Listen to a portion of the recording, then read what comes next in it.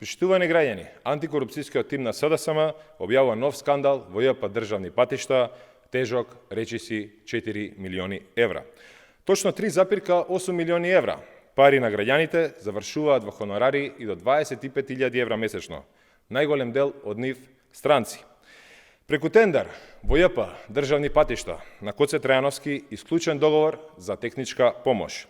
Доека владата на Мицкоски одбива да ја покачи минималната плата и македонските работници работат за мизерни 400 евра месечно, се трошат речиси 4 милиони евра народни пари за хонорари од 25.000 евра месечно.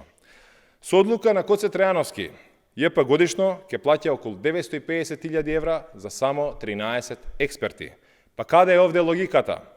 Вредноста е колку нето платите и надоместоците за 92 вработени во јавното предпријатие.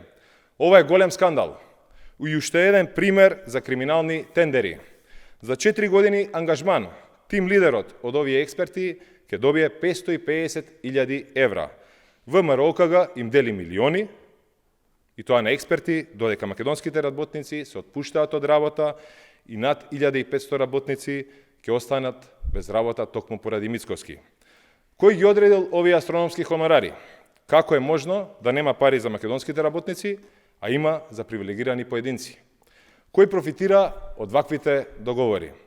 Дали на овој начин се пумпаат пари на граѓаните? Овој криминален систем на тендери за кој акт постојано алармира. СДСМ бара поништување и повлекување на овој скандалозен тендер.